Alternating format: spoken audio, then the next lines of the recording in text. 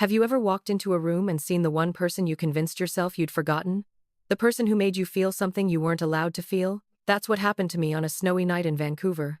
I was there for a blind date, a safe, simple blind date that was supposed to help me move on from my ex. But the universe had other plans.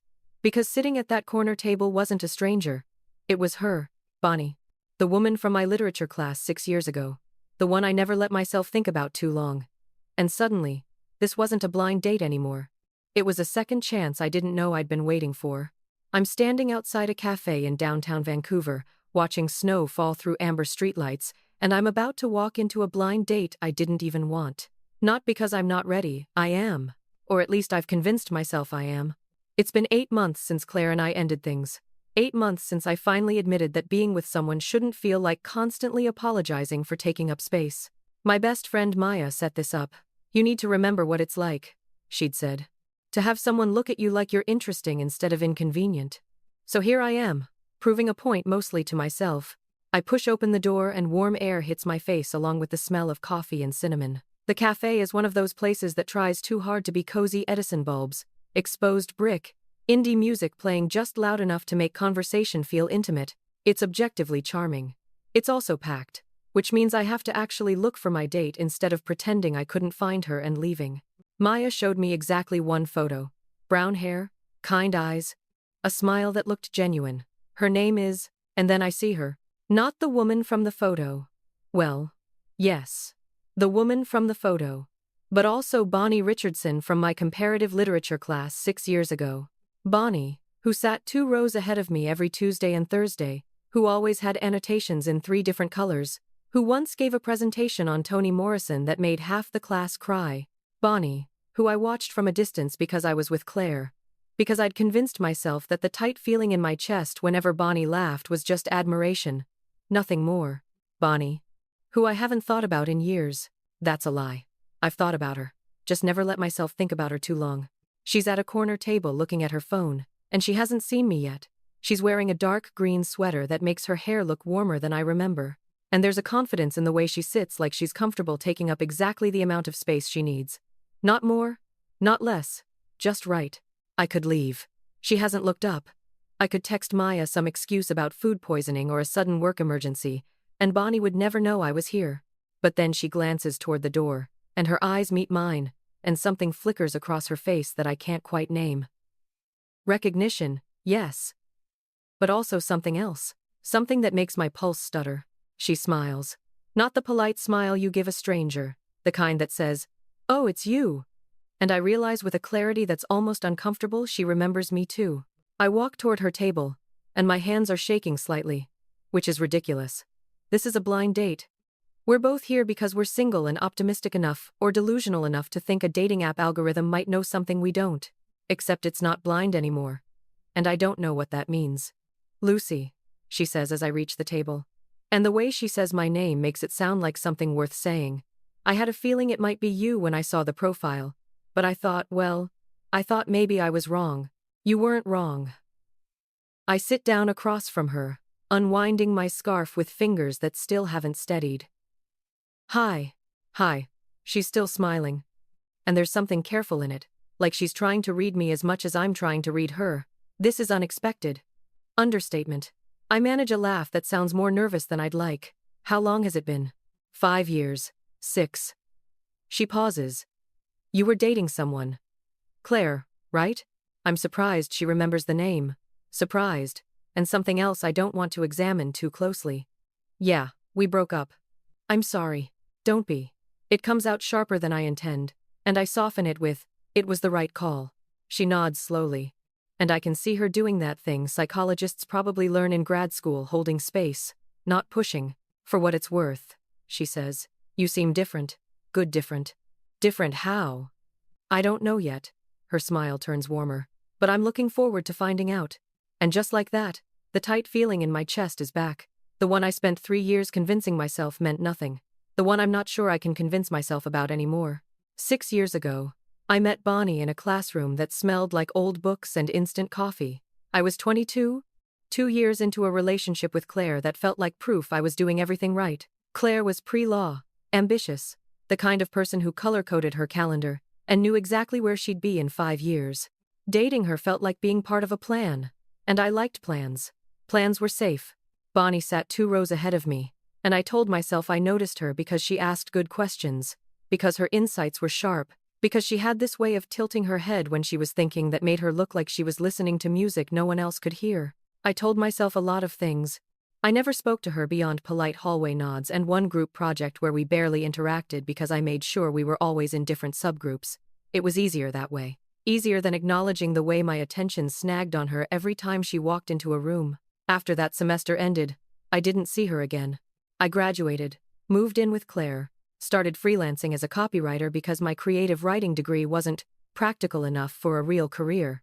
At least, that's what Claire said whenever I mentioned wanting to work on my novel. I told myself she was being realistic. Supportive, even. But somewhere along the way, I stopped writing anything that wasn't client work. Stopped going to bookstores for hours. Stopped being the version of myself who once stayed up until 3 a.m. because a sentence wouldn't leave me alone. I didn't notice it happening. That's the thing about making yourself smaller, it's gradual. A compromise here, a concession there.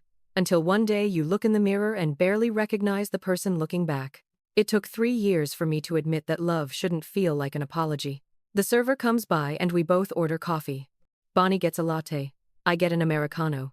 And there's this moment of small talk about the weather, about how crowded the café is, about nothing that matters. But underneath it, there's something else, a current I can feel but can't name. So, Bonnie says after the server leaves, are we going to pretend this is a normal blind date? Or can we acknowledge that it's incredibly weird? I laugh, and it's the first real sound I've made all night. It's so weird. Good weird or bad weird? I consider this. Consider her. I don't know yet. Fair. She leans back in her chair.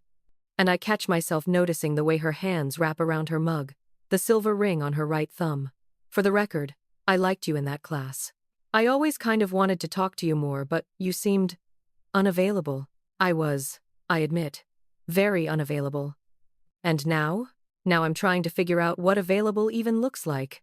She nods like she understands exactly what I mean. And maybe she does. Maybe that's why we're both here, two people who swiped right on a photo and ended up with something far more complicated than a first date. Well, she says, I'm glad the algorithm has a sense of humor. Or a sense of irony. Maybe both. Our coffee arrives and I take a sip, letting the warmth spread through me. Across from me, Bonnie is smiling again. And I realize with a strange, quiet certainty, I'm not ready for this. But I'm not leaving either. We talk for an hour, maybe more. And it shouldn't be this easy. But it is. Bonnie tells me she finished her PhD in clinical psychology 2 years ago, that she works with teenagers now, mostly queer kids navigating families who don't understand them. There's a steadiness in the way she talks about her work, not like she's trying to impress me, just like she cares deeply. I tell her I'm still writing, though still feels generous.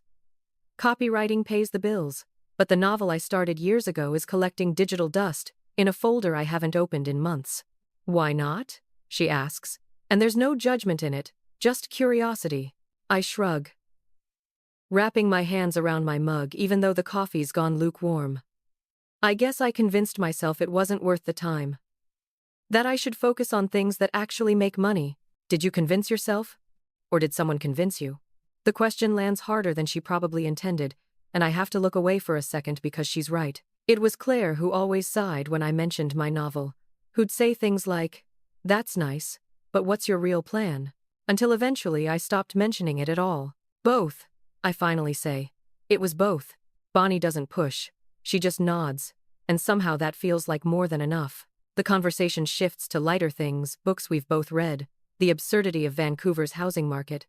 A disastrous pottery class Bonnie took last year that resulted in a bowl so lopsided it could only hold exactly 3 grapes. She pulls up a photo on her phone and I laugh so hard I almost knock over my mug. I kept it, she says, grinning. It's on my kitchen counter, a monument to my hubris. That's not hubris, that's optimism. Same thing, depending on the day. And it's easy. God, it's so easy.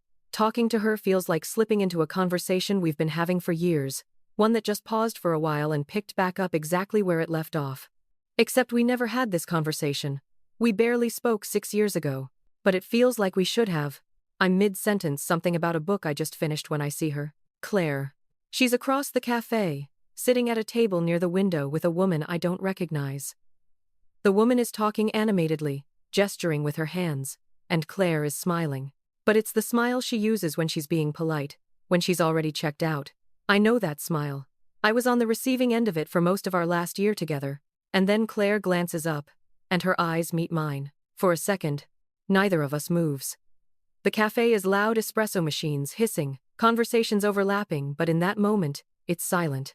She looks at me, then at Bonnie, then back at me. And I see at the flicker of something I can't quite name. Not anger, not hurt, something closer to realization. I force myself to look away, back at Bonnie, who's still talking about the book. She hasn't noticed, and I don't want her to, because if she notices then I'll have to explain, and I don't know how to explain the way my pulse just spiked. "You okay?" Bonnie asks, and I realize I've gone quiet. "Yeah." I manage a smile.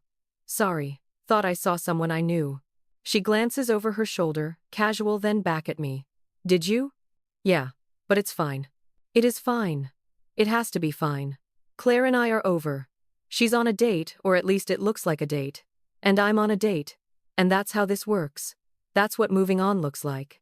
Except I didn't expect it to feel like this. Like being caught. Like I'm doing something wrong, even though I'm not. Bonnie's watching me, and there's something in her expression like she's putting pieces together. "Ex?" she asks quietly. I nod. "Want to leave?" I should say yes. Should suggest we go somewhere else. Anywhere else. But part of me doesn't want to. Part of me wants to stay exactly where I am, with Bonnie across from me, proving something I didn't even know I needed to prove. "No," I say. "I'm good here." And I mean it. Because when I look back at Bonnie, at the way she's looking at me, patient, understanding, not demanding anything, I realize something. For the first time in years, I don't feel like I'm apologizing for existing. I feel like I'm exactly where I'm supposed to be. We stay for another half hour, and I'm hyper-aware of Claire's presence across the room. Not because I want to look at her, I don't, but because I know she's looking at us. At me. I can feel it in the prickle at the back of my neck, the way my posture goes just slightly too straight. It's the same feeling I used to get when I knew I'd disappointed her. When I'd forgotten to pick up her dry cleaning or stayed up too late working on a short story instead of coming to bed. Bonnie doesn't seem to notice. Or if she does, she doesn't say anything. She's telling me about a client, no names, no details. Just the broad strokes of a kid who came out to her parents last month and is still navigating the aftermath. "They love her," Bonnie says. "They're just scared, and sometimes love and fear look the same from the outside." I think about Claire, about the way she used to say she loved me but also needed me to be more practical, more realistic, less, much. Do they ever figure it out? I ask. The parents, I mean. Do they ever stop being scared? Some do, some don't. Bonnie's voice is gentle but honest. But it's not really about them, you know? It's about the kid learning she doesn't need their permission to be herself. The words settle into me in a way I don't expect, and I have to look down at my empty mug because suddenly my throat feels tight. "You're good at this," I say after a moment. "At therapy speaking?" She grins. "Hazard of the profession. I'll try to turn it off." "Don't." I meet her eyes, and the honesty of it surprises me. "I mean it. You're good at seeing people." Her smile softens. "So are you. You just don't always see yourself." It's not a question, but it feels like one. And I don't know how to answer it, so I don't. Instead, I ask, "Do you think people can really change? Like, fundamentally?" "I think people can grow," she says. "If they want to. If they let themselves. And if they don't want to, then they stay exactly where they are, and everyone around them has to decide if that's somewhere they can live." I swallow hard because I know she's not talking about anyone specific, but it feels like she's talking about everything. About Claire, who loved me, but needed me to be smaller. About me, who let myself become smaller because it felt easier than fighting. About the last 3 years and how long it took me to realize I was suffocating. Bonnie reaches across the table, her fingers brushing mine light, tentative, a question more than a statement. "For what it's worth," she says quietly, "I'm really glad you're here." My heart does something stupid and arrhythmic, and I don't pull my hand away. "Me too," I whisper. And I mean it. But then I make the mistake of glancing toward the window, and I see Claire standing up, pulling on her coat. Her date is still sitting, looking confused, and Claire is saying something I can't hear, probably an excuse. Probably a polite exit. She doesn't look at me as she leaves, but I feel the weight of her absence like a door closing, and I realize she saw me happy. Saw me laughing with someone who isn't her. Saw the version of me I used to be before I learned to make myself convenient. Part of me feels guilty, like I should have warned her somehow that I'd be here. Like running into each other was a betrayal, even though it wasn't planned. But another part, a part that's been buried for a long time, feels something else. Relief. Because she saw me, and I wasn't small, I was just me. Bonnie squeezes my hand gently, pulling my attention back. You sure you're okay? Yeah. I squeeze back. I think I am. Good. She lets go, but slowly, like she's reluctant to break the contact. Because I was thinking, she says, if you're not completely traumatized by this extremely weird blind date, maybe we could do it again sometime. Somewhere without your ex staring from across the room. I laugh, and it's real. She wasn't staring. She was definitely staring something. Fair. I smile. And yeah, I'd like that. Yeah? Yeah. We stand, and Bonnie walks me to the door. When we step outside into the cold, the snow is still falling, softer now. Can I walk you home? She asks. I should say no, should take this slow, should protect myself from wanting something too much, too fast. But I don't. I'd like that, I say, and we start walking. The walk to my apartment takes 20 minutes, and we stretch it into 40. Bonnie tells me about the neighborhood she lives in, Commercial Drive.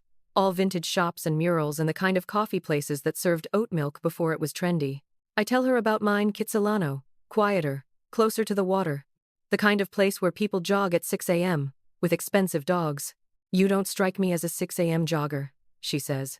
I'm not, but I like watching them. It's like performance art. She laughs, and the sound makes something in my chest unclench. We talk about small things, big things, everything in between. She asks about my novel, and instead of deflecting like I usually do, I actually tell her about the protagonist who's trying to rebuild her life after losing everything, about the themes of identity and reinvention, about how I started it 5 years ago and got stuck somewhere around chapter 8 because I couldn't figure out how to make the ending feel earned. Maybe you weren't ready to write the ending yet, Bonnie says. Maybe. Or maybe I was writing the wrong ending. I stop walking, and she stops too, turning to face me. The streetlights cast her face in soft gold, and snow catches in her hair like confetti. What do you mean? I ask. I mean, sometimes we think we know where a story is going, but then life happens and the story changes. And the ending we thought we needed isn't the ending that actually fits anymore. I stare at her, and something in my chest cracks open just a little, because she's right. The ending I'd planned for that novel, the one where the protagonist learns to be okay alone, learns that she doesn't need anyone else to be whole.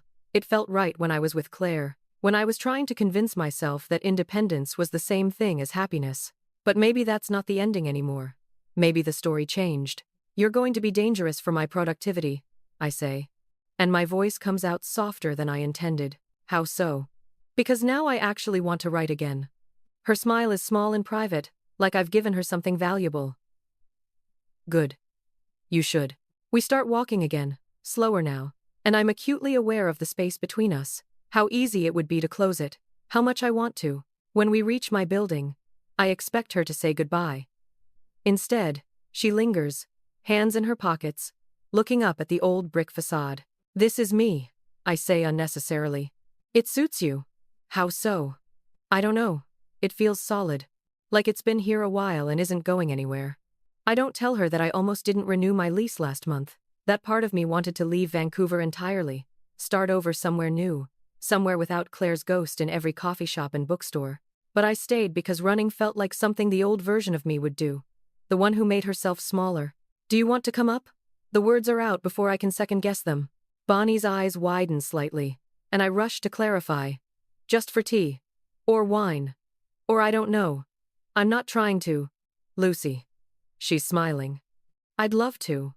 Relief floods through me, and I unlock the door, leading her up 3 flights of stairs to my apartment. It's small, 1-bedroom, a kitchen barely big enough for 2 people, a living room dominated by bookshelves I built myself from YouTube tutorials.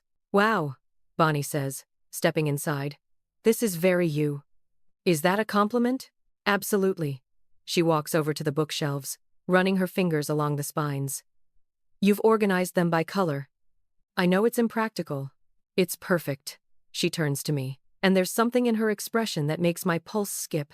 It's exactly what I would have expected from you. You've known me for approximately 3 hours tonight, and 6 years ago. Don't forget 6 years ago. We barely talked 6 years ago. I know. She takes a step closer. But I noticed you anyway. The air between us shifts, becomes something heavier, more deliberate. Bonnie. I'm not expecting anything, she says quickly. I wanted you to know that I saw you then. And I see you now. And I really like what I see. My breath catches, and I don't know what to say. Don't know how to explain that no one has looked at me like this in years, like I'm something worth paying attention to. So instead, I close the distance between us and kiss her. It's soft, tentative, a question. And when she kisses me back, it feels like an answer. We don't sleep together. We sit on my couch with tea that goes cold, talking until 2 a.m., about everything and nothing. Bonnie tells me about her worst first date, a guy who spent 2 hours explaining cryptocurrency and then asked her to Venmo him for her half of the appetizers. I tell her about the time Claire dragged me to a work gala where I knew no one, and I spent the entire night in the bathroom pretending to have digestive issues just to avoid small talk. That's commitment to the bit, Bonnie says, laughing. It was survival. Were you always that uncomfortable at those things, or did it get worse over time? I think about it. Worse. At first, I tried. But Claire would introduce me as my girlfriend who writes. And people would smile politely. And then ask her about law school. After a while, I stopped trying to be interesting. It was easier. That sounds lonely. It was. I looked down at my mug, but I didn't realize it until after. Bonnie shifts closer, her knee brushing mine.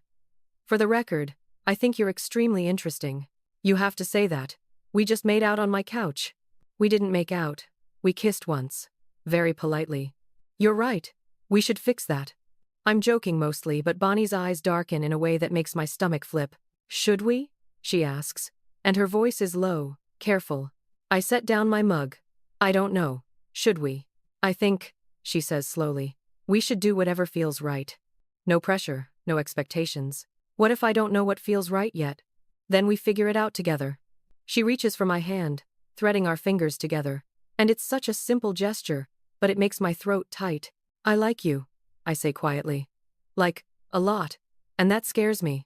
Why? Because the last time I liked someone this much, I lost myself. And I don't want to do that again. Bonnie squeezes my hand. Then don't. I'm not asking you to be anyone other than who you are. I like who you are. You don't even know me. Not yet. But I want to. And the sincerity in her voice undoes something in me. I lean in and kiss her again. And this time it's not tentative. This time it's surer. Her hand comes up to my face, her thumb brushing my cheekbone, and I feel it everywhere in my chest, in my fingertips, in the parts of me I thought I'd lost. When we pull apart, I'm breathless. Okay, I whisper. That felt right. She grins. Yeah, it did. We talk for another hour, but now we're closer, her arm around my shoulders, my head resting against her. It's easy, comfortable. Like we've done this 100 times before. At some point, she checks her phone and winces. I should probably go. Early day tomorrow. I don't want her to leave, but I nod. Okay. We stand, and I walk her to the door. When we get there, she turns to me. Can I see you again? She asks. Like, soon? How soon? Tomorrow? I laugh, eager. Is that a bad thing? No. I kiss her one more time, quick and soft. Tomorrow's good. Text me when you're free. I will. She leaves, and I close the door behind her, leaning against it with a smile I can't quite control. For the first time in years, I feel like I'm doing something just for me, and it feels incredible. I walk to my bookshelf, the one organized by color that Bonnie called perfect, and I run my fingers along the spines. Then I open my laptop, and for the first time in months, I don't open a client folder. I open the document labeled Novel, Draft 3, and I start typing. Not the ending I'd planned years ago, a new one, where the protagonist doesn't just learn to be okay alone, she learns that love doesn't mean disappearing. It means finally, fully existing. Did this story touch your heart? Then please, don't leave without hitting that subscribe button and giving this video a thumbs up. Your support is everything. It's what allows me to keep bringing you these emotional love stories every single week. And I want to hear from you. Drop a comment below and tell me, Have you ever run into someone from your past who changed everything? Or maybe you're watching from halfway across the world. Tell me what city and country you're in. I love knowing that these stories are reaching people everywhere, connecting hearts across borders. Every like, every comment, every subscription, it all matters. You're not just watching a story. You're part of a community that believes in love, second chances, and the courage it takes to choose yourself. So please, subscribe if you haven't already. Hit that notification bell so you never miss a story. And if this one meant something to you, share it with someone who needs to hear it. Thank you for being here. Thank you for being part of this journey. Until next time, keep believing in love beyond rules.